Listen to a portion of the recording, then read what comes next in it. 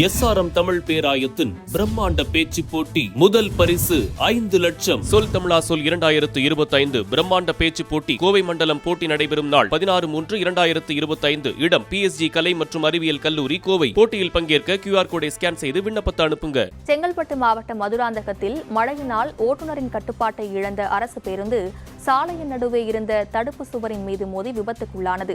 இந்த விபத்தில் சிக்கி 8ற்கும் மேற்பட்டோர் காயமடைந்து மருத்துவமனையில் அனுமதிக்கப்பட்டனர். இதுகுறித்து நமது செய்தியாளர் பிரவீன்குமார் தரும் கூடுதல் விவரங்களை தற்போது கேட்கலாம். இன்று ஒரு சில இடங்களில் மிதமான மழை பெய்யக்கூடும் என சென்னை வானிலை ஆய்வு மையம் கூறியிருந்த நிலையில் இன்று செங்கல்பட்டு மாவட்டம் மதுராந்தகத்தில் காலையிலிருந்தே மிதமான மழை பெய்து கொண்டு வருகிறது.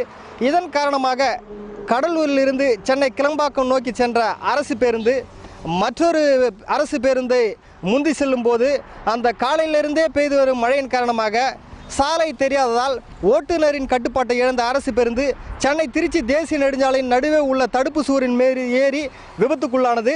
இதில் அரசு பேருந்தின் முன்பகுதி முழுவதுமாக சேதமடைந்தது. மேலும் அரசு பேருந்தில் பயணம் செய்த 8க்கும் மேற்பட்டோர் காயமடைந்தனர்.